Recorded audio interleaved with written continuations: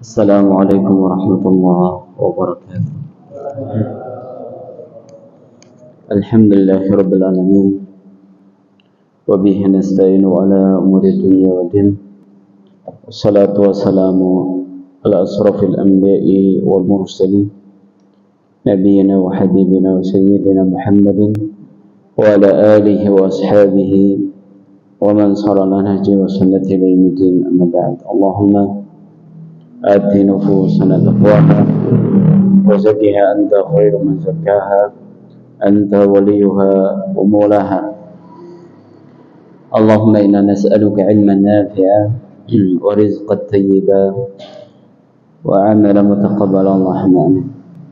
Hadirin jamaah salat maghrib, para bapak, para ibu,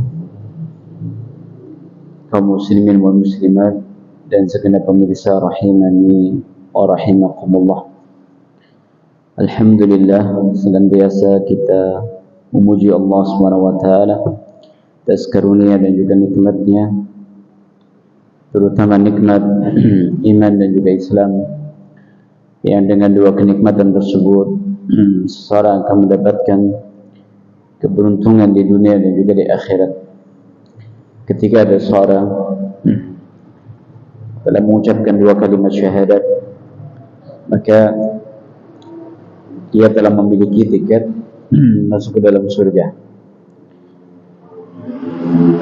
Bagaimanapun nanti perilaku yang dia miliki di kehidupan dunia ini, yang dimaksud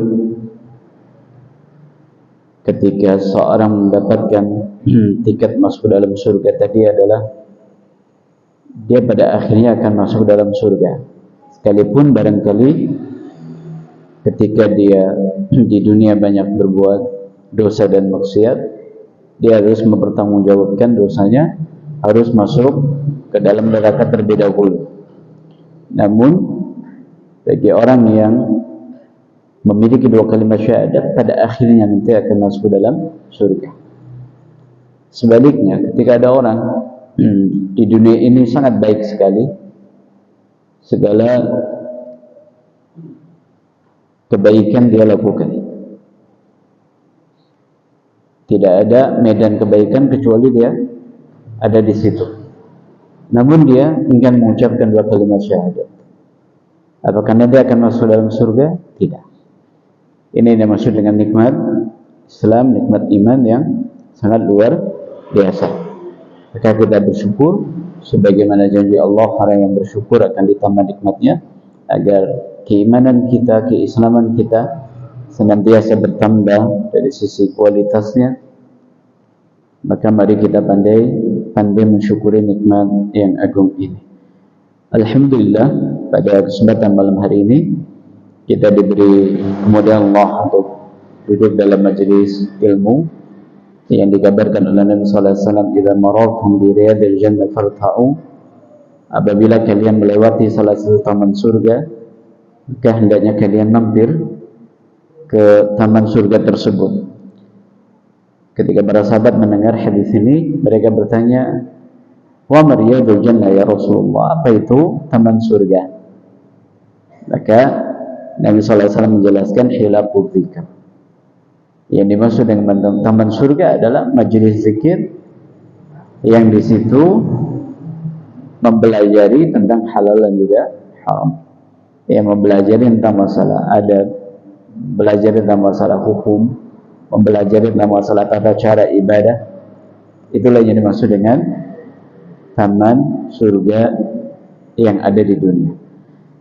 Ya, maka mari kita manfaatkan waktu yang ada dengan kita niatkan untuk bertakarrub kepada Allah, dan sembari itu kita bersama belajar mengkaji ayat dan hadis Nabi sallallahu alaihi wasallam. Semoga majelis yang kita adakan diberkahi Allah Subhanahu wa taala. Allahumma amin. Tidak lupa salawat dan salam semoga senantiasa Allah limpahkan, Allah curahkan kepada qudwah kita, suri teladan kita, Nabi besar Muhammad sallallahu alaihi wasallam, pada keluarga beliau, para sahabatnya, dan umatnya hingga hari akhir nanti. Dan semoga kita semuanya kelak pada hari kiamat mendapatkan syafaatnya beliau dengan izin Allah Subhanahu wa taala. Allahumma amin. Bapak Ibu yang dirahmati oleh Allah Subhanahu wa taala, ada sebuah hadis Nabi sallallahu alaihi wasallam yang menjelaskan adanya keutamaan membaca zikir subhanallah wa bihamdih. Dalam hadis riwayat Imam Bukhari Muslim dari sahabat Abu Hurairah radhiyallahu taala anhu, beliau berkata, qala Rasulullah sallallahu alaihi wasallam, man qala subhanallahi wa bihamdihi mi'ata marratin khuttat khatayahu wa in kanat mithla zabadil bakhri. Kata baginda Nabi sallallahu alaihi wasallam, barang siapa membaca subhanallahi wa bihamdihi sebanyak 100 kali. Pinten? 100 kali. Kadang nama bukan lagi. 100 kali banyak atau sedikit? Banyak. Tapi kalau dipraktekkan enggak sampai 5 menit insyaallah. Subhanallah wa bihamdihi, subhanallah wa bihamdihi. Apa mending harus sepakat. Praktisi biasanya lebih cepat lagi. Enggak sampai 5 menit insyaallah. Enggak lebih lama daripada kita scroll HP. Barang siapa yang membaca subhanallah wa bihamdihi sebanyak 100 kali, niscaya Allah, ini keutamanya, niscaya Allah akan mengampuni dosa-dosanya. Wa in kanat mithla zabadil bahri, sekalipun dosanya seperti sebanyak buih di lautan. Aliasnya apa? Ya, sekalipun dosanya sangat banyak sekali. Sekalipun dosanya sangat banyak sekali, maka tercukupi, akan tercover dengan kita membaca zikir yang satu ini. Nah, ini menunjukkan kepada kita, Bapak Ibu, bagaimana besarnya pahala yang sangat luar biasa di redaksi zikir ini. Amalan yang ringan pahalanya besar. Yang mana zikir ini, Bapak Ibu, dia ibadah yang sangat fleksibel sekali.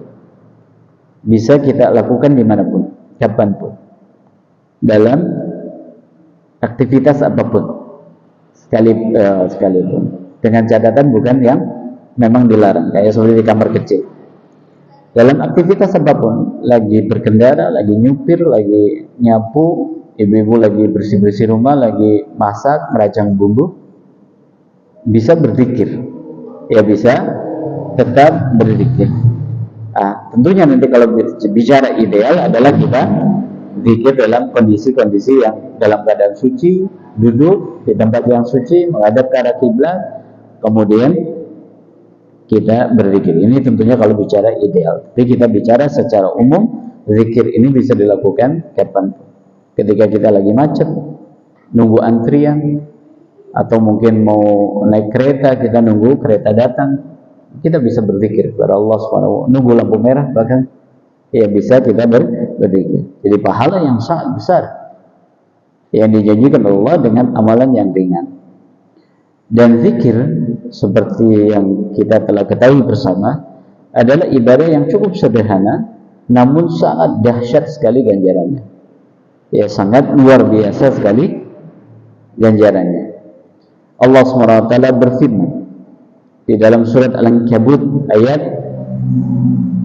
45. Dalam surat Al-Ankabut ayat 45. Qala Allah Ta'ala, a'udzu billahi minasyaitonir rajim, wa aqimis salata innas salata tanha 'anil fahsya'i wal munkar wa la dzikrullahi akbar.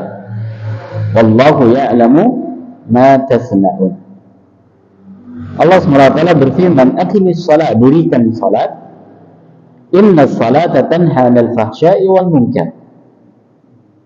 Sesungguhnya salat itu akan mencegah perbuatan keji dan munkar. Jadi salat yang benar, salat yang baik, salat yang betul itu akan mencegah dari perbuatan keji dan mungkar. Orang yang sholatnya baik, sholatnya betul, dia tidak akan iri, nggak akan dengki, nggak akan benci sama orang, nggak suka menipu, nggak suka berbohong. Pokoknya dia akan orang yang good looking gitu ya, orang yang baik, ya, orang yang baik. Tapi sebaliknya, jika sholatnya bermasalah, nanti akan berefek kepada masalah hidup.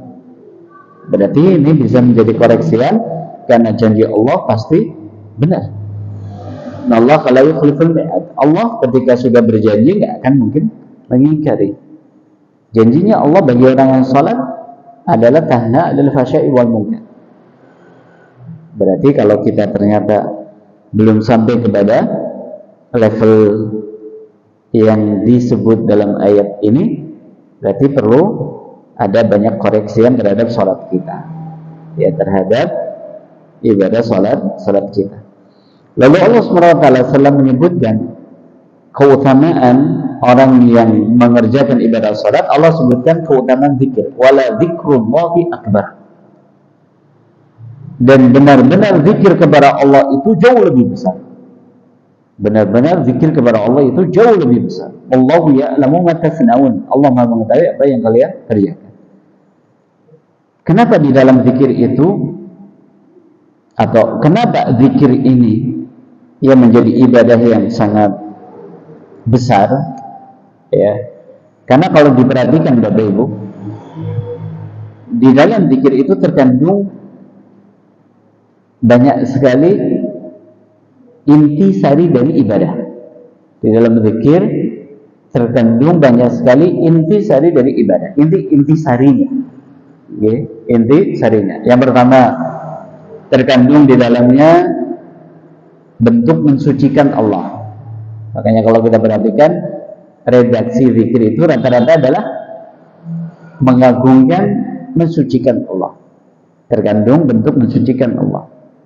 Jadi kandungan inti dari ibadah itu kan mensucikan Allah, tanzih nanti. Kemudian terkandung di dalam zikir ada bentuk pengagungan, ada bentuk pengagungan. Ada Allahu Akbar, Alhamdulillah, La ilaha illallah, La hawla wa la quwata illa billah, Hasbiyallahu wa ni'mal wakil. Banyak, okay? Sebagaimana di dalam zikir terkandung bentuk mencintai Allah, karena banyak menyebut siapa? Allah Subhanahu wa ta'ala. Makanya para ulama tafsir ketika menjelaskan firman Allah tadi dalam surat Al-Ankabut ayat 45, sahabat Salman Al-Farisi pada ditanya, ayyul a'mali afdal? Amalan apa sih yang paling afdal? Yang paling besar pahalanya? Qala ama taqra'ul Qur'an? Maka sahabat Salman bertanya kembali, Anda baca Al-Quran atau tidak? Anda baca Al-Quran atau tidak? Bukankah Anda membaca firman Allah, wala zikrullahi akbar, wala zikrullahi akbar, dan benar-benar zikir kepada Allah itu sangat besar. Apa maksud daripada zikir kepada Allah itu lebih besar? Kata para ulama, maksud daripada wala zikrullahi akbar adalah ay min kulli syai'in min jamil a'mal. Jadi zikir kepada Allah ini lebih besar dari semua amal soleh. Jadi kalau mau dibanding-bandingkan, ana zikrullah afdalu minas siyam, afdalu minas sadaqah, afdalu minal jihad, ya, afdalu minas salat, afdalu minal jamil ibadah. Jadi kalau mau dibandingkan Bapak Ibu antara ibadah zikir dengan ibadah yang lain, mengacu kepada ayat tadi, ibadah zikir ini jauh lebih besar. Ibadah zikir ini jauh lebih besar dari salat, lebih besar dari pahala puasa, lebih besar dari pahala sedekah, lebih besar bahkan daripada jihad fisabilillah. Karena Allah SWT mengatakan wala zikrullahi akbar, dia jauh lebih besar dari semua bentuk ibadah bila istisna tanpa pengecualian. Artinya ini sudah yang terbaik, terbedesnya. Yang paling baik ibadah adalah zikir kepada Allah Subhanahu wa taala. Allah Subhanahu wa taala berfirman, "Fadhkuruni adzkurkum." Dalam ayat yang lain, "Fadhkurullaha dzikran katsiran." Ya, berzikirlah kepada Allah dengan zikir yang banyak. Kenapa? Ada pertanyaan. Kenapa kok zikir menempati kedudukan yang sedemikian tinggi dari semua ibadah? Dikatakan oleh para ulama, wa innama uqimati tilkal ibadat liiqamati zikrullah. Karena kalau kita perhatikan Bapak Ibu, adanya ibadah-ibadah yang Allah perintahkan tidak lain tujuan intinya adalah untuk mengingat Allah. Coba kalau kita perhatikan, adanya ibadah wudhu, adanya ibadah salat, adanya ibadah haji, adanya ibadah umrah, tujuan intinya apa sih? Ben menungsa emut karo sing gawe urip. Makanya ketika Nabi SAW menjelaskan manasik haji, di situ ada lempar jumroh, ada cukur rambut, ada potong hewan, sembelihan hadyu. Kata Nabi SAW, sesungguhnya ini semuanya tidak lain disyariatkan dalam rangka untuk zikrullah. Ingat kepada Allah SWT. Panjenengan umroh, di situ ada mengawali dari mikot, pakai pakaian ihram, niat, baca talbiyah, lalu nanti sampai ke Ka'bah tawaf 7 kali putaran. Kemudian setelah itu salat 2 rakaat setelah tawaf, kemudian lanjut dengan sa'i, diawali dari Safa ke Marwah sebanyak 7 kali, lalu cukur gundul atau potong seluruh rambutnya. Itu tidak lain adalah untuk mengingat Allah Subhanahu wa taala. Yang dibesarkan adalah nama Allah, asma Allah, ya, nama Allah Subhanahu wa taala. Inilah maksud. Jadi maksud inti dari ibadah adalah untuk mengingat Allah. Makanya zikir memiliki kedudukan yang sangat tinggi. Baik. Mudah-mudahan ini semakin motivasi kita untuk banyak berzikir. Maka salah satu doa yang diajarkan Nabi adalah Allahumma a'inni ala zikrika wa syukrika wa husni ibadatik. Baik. Kembali kepada keutamaan hadis. Man qala subhanallahi wa bihamdi mi'ata marrah huttat khatayahu wa in kanat mithla zabadil bahri. Barang siapa membaca subhanallahi wa bihamdihi, nanti redaksinya banyak ya, di zikir tasbih redaksinya banyak sekali. Ada yang cuma subhanallah, ada yang subhanallahi wa bihamdihi subhanallahil azim, ada yang subhanallahi wa bihamdihi. Berarti kalau ada pertanyaan, kita pilih yang mana Ustaz? Maka jawabannya adalah masing-masing ada anjurannya. Berarti panjenengan bisa membaca subhanallah saja, atau bisa yang redaksi akan kita kaji ini lebih jauh, subhanallahi wa bihamdihi, atau subhanallahi wa bihamdihi wa subhanallahil azim, ya, atau apa lagi, atau subhanallah walhamdulillah wa la ilaha illallah wallahu akbar, ya. Itu semuanya dianjurkan sehingga tinggal dipilih. Di sini apakah bilangan 100 menjadi syarat untuk memperoleh pahala yang disebutkan? Di sini kan Nabi SAW mengatakan mi'ata marrah. Kalau dia baca sebanyak 100 kali. Maka huttat khatayahu wa in kanat mithla zabadil bahr. Dosanya akan diampuni sekalipun sebanyak buih di lautan. Kata para ulama, dalam hal ini setidaknya ada 4 pendapat di kalangan para ulama. Ada yang mengatakan ya harus sesuai dengan bilangan. Jadi 100 ya 100. Ya, tidak boleh nambah, tidak boleh kurang. Ya. Ada sebagian ulama yang mengatakan ya boleh-boleh saja menambah lebih daripada 100. Ya, boleh-boleh saja menambah lebih daripada 100. Toh ini kebaikan. Ya, toh ini kebaikan. Kalau kebaikan menambah maka tidak mengapa. Sebagian ulama ada yang merincinya. Ya, namun kalau kita perhatikan dari semua argumen yang dimiliki oleh para ulama tersebut, yang lebih pas dalam hal ini adalah mencukupkan dengan jumlah bilangan yang telah ditentukan. Ini menjadi prinsip kita dalam berzikir, Bapak Ibu. Jadi zikir itu nanti ada zikir mutlak, ada zikir muqayyad.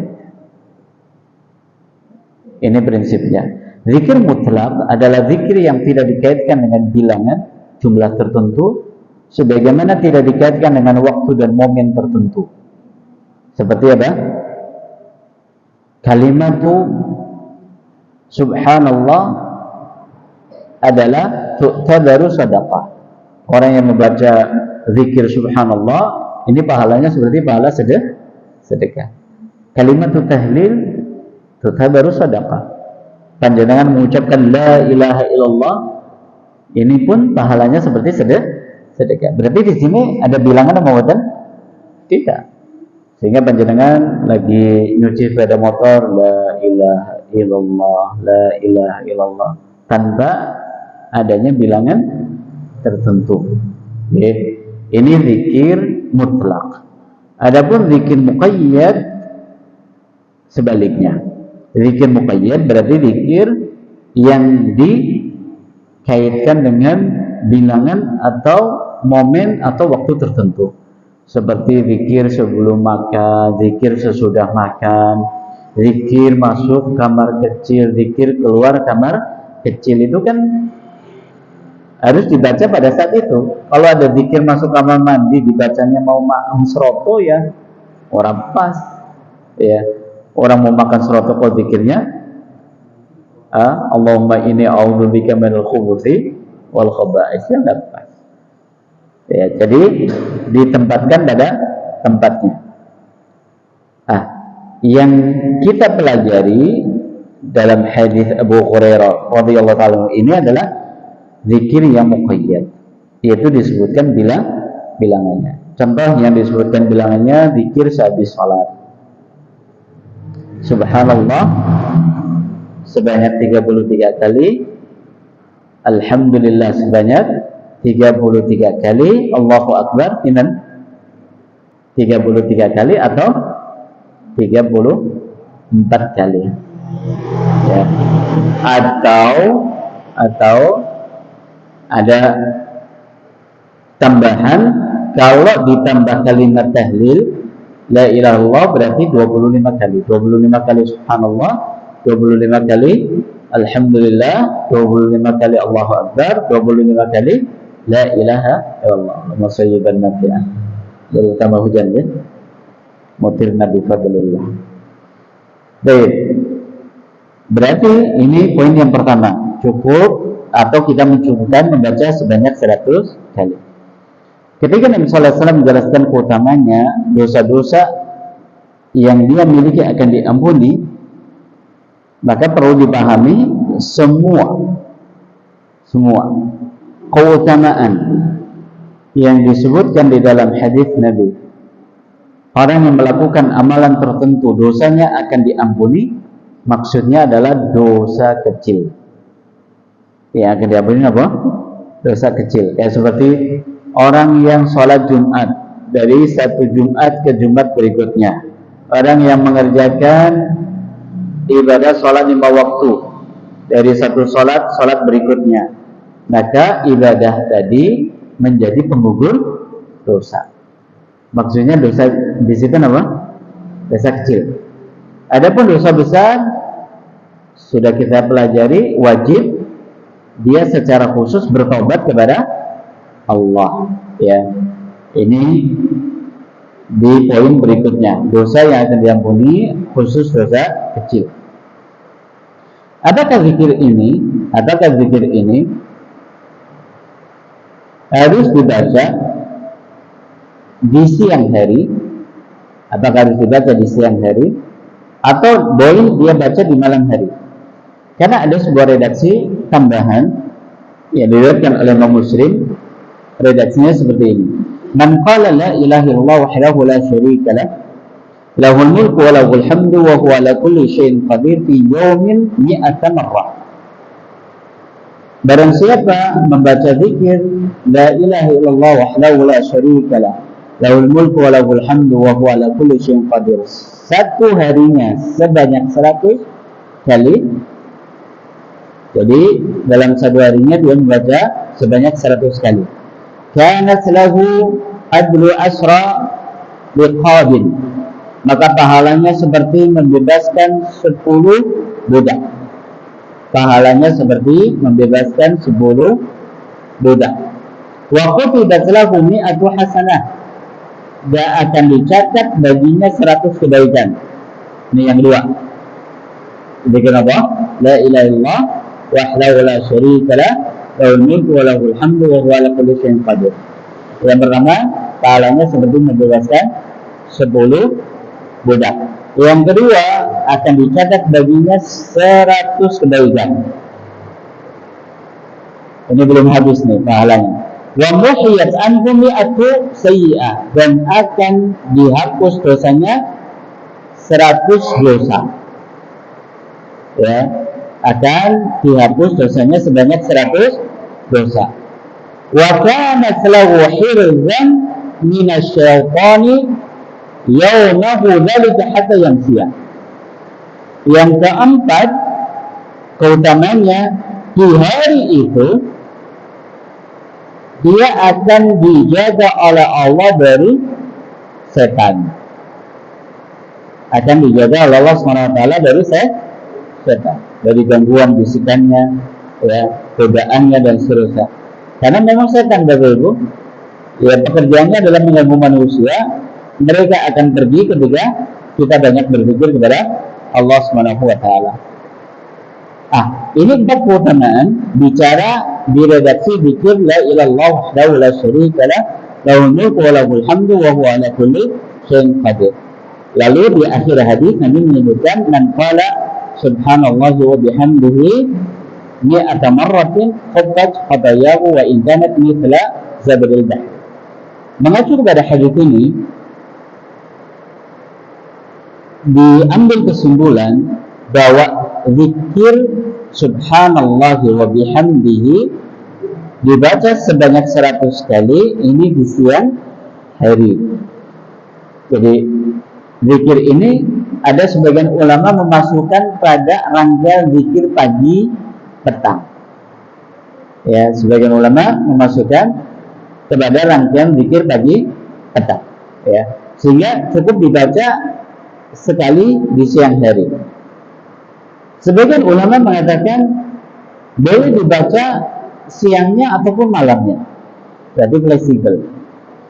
Boleh dibaca siang atau malam. Jadi panjenengan kalau paginya kok kelewatan bisa dibaca siang, siangnya kelewatan bisa dibaca sore, sorenya kelewatan bisa dibaca sehabis maghrib umumnya, atau sehabis maghrib kelewatan dibaca nanti sehabis sholat isya. Kok kelewatan juga dibaca nanti ketika mau tidur. Intinya bisa dibaca kapanpun.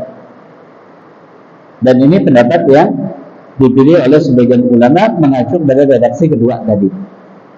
Ya, mengacu kepada redaksi yang diriwayatkan oleh Bukhari tadi, yaitu tidak disebutkan harinya. Jadi monggo, panjenengan bisa baca di pagi, siang, sore atau malam. Apakah harus sekali duduk? 100 kan kalau mau enten ingin nyebat, ini banyak terlalu lama, 100 kan butuh waktu. Boleh nggak dibaca dalam beberapa rangkaian? Umpamanya esok 10 baik, wawan titik duha 10, beduk 10, puas sore 10, ya, sampai akhirnya genap 100. Boleh atau tidak?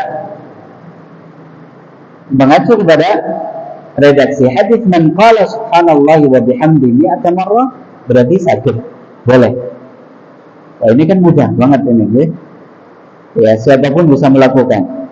Kalau dia merasa terlalu banyak, terlalu lama, bisa tadi dibagi-bagi. Ya, 10 kali, 10 kali, 10 kali. Bahkan kalau mau kita gunakan di saat waktu sholat 5 waktu, berarti pimpinan 20 kali. Sholat subuh 20, kemudian zuhur 20, asar 20, maghrib 20, isya 20. Kena berapa? 100. Masya Allah. Sekalipun kalau bicara ideal, para ulama menganjurkan sekali duduk sebanyak 100. Tapi kita bicara di masalah hukum boleh atau tidaknya dibaca dalam beberapa rangkaian. Maka jawabannya boleh. Ya, jawabannya boleh. Nah, ini luar biasa Bapak Ibu, ya. Sehingga tentunya ini memberikan motivasi kepada kita semuanya untuk tidak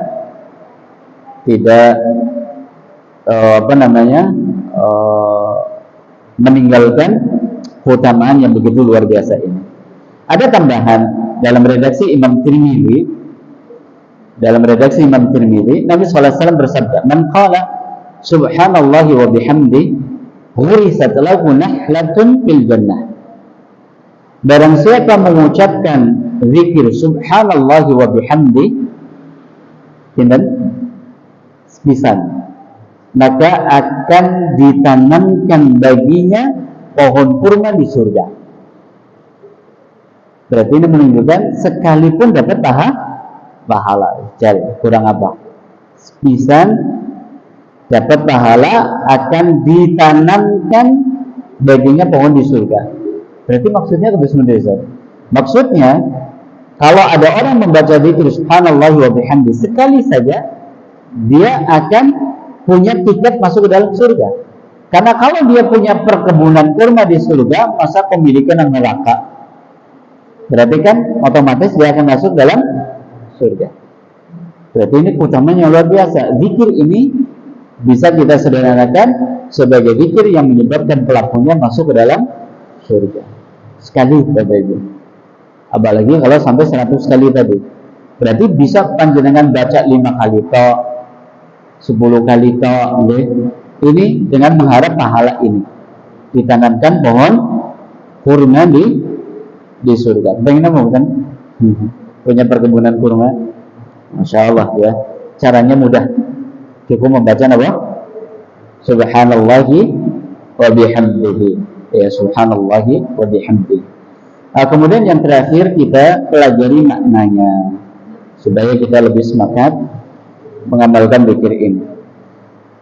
Sering kali kita membaca zikir subhanallah, subhanallah, subhanallah, subhanallah. Tapi tahukah kita apa maknanya? Apa sih makna yang ada dalam kalimat subhanallah?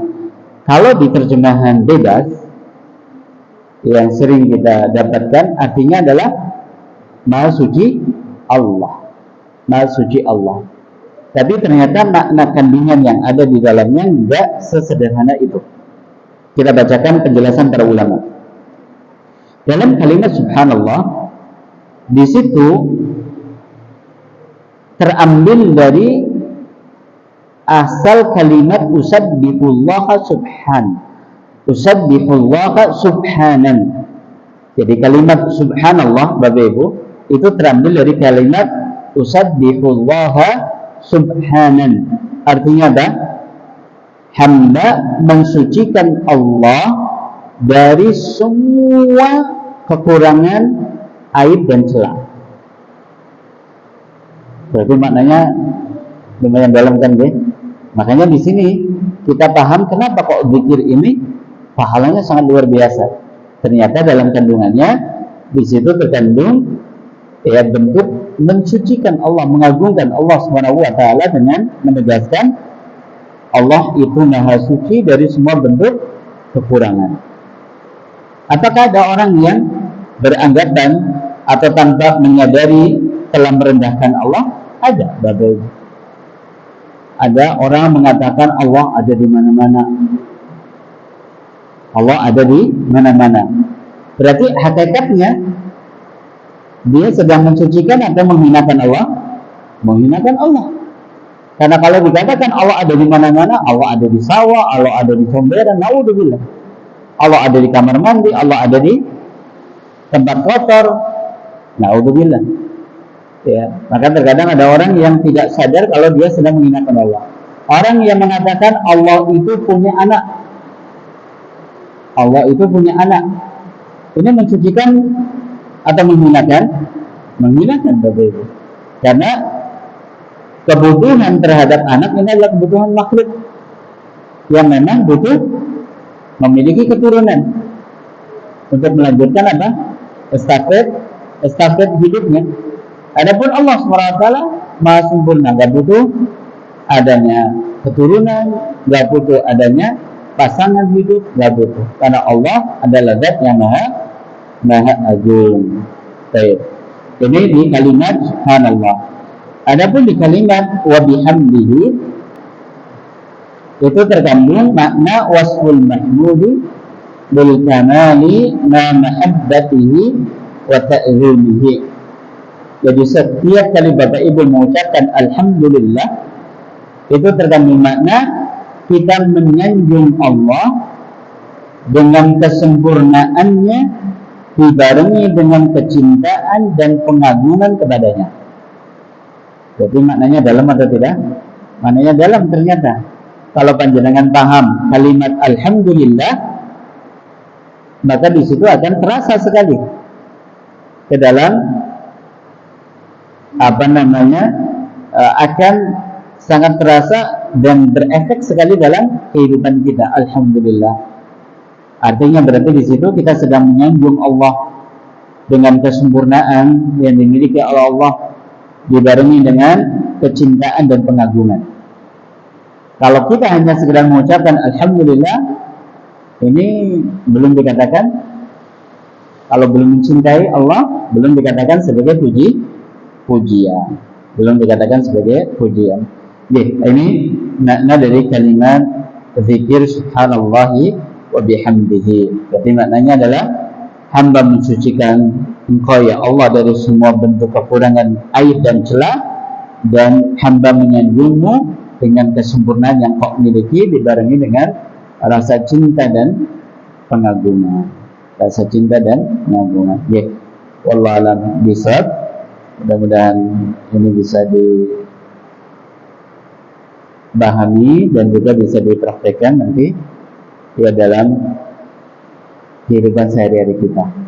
Jadi bisa satu kali atau bisa 100 kali dibuat beberapa rangkaian, ya bisa pagi, sore, atau siang, sore, malam, intinya sampai sebanyak 100 kali, ya sampai 100 kali. Ya, mudah-mudahan ya kita dimudahkan Allah SWT. Allahumma a'inna ala dzikrika wa syukrika wa husni ibadatik. Allahumma amin. Kita ada pertanyaan? Nggak ada. Ya hujan, sembari nunggu hujan. Monggo.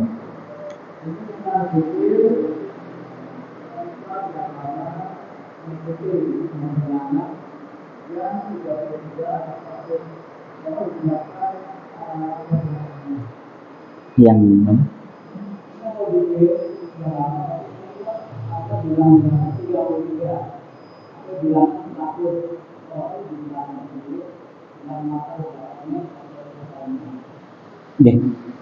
yang saya tangkap dari pertanyaan ini, jadi kalau zikir yang telah ditentukan bilangannya, berarti di situ memang sudah menjadi sebuah ketetapan. Jadi kalau zikir saya habis sholat 33 kali ya sudah.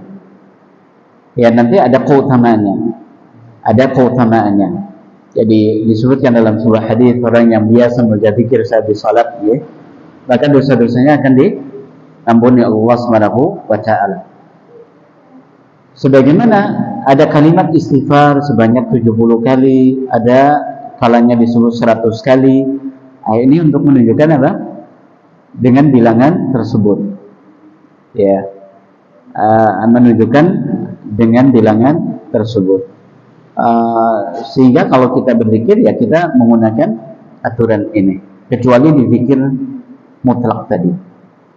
Kayak kalimat tasbih ini Bapak Ibu, subhanallah itu masuk pada zikir mutlak juga sebetulnya. Tapi kalau dibawa sehabis sholat berarti masuk pada zikir muqayyad.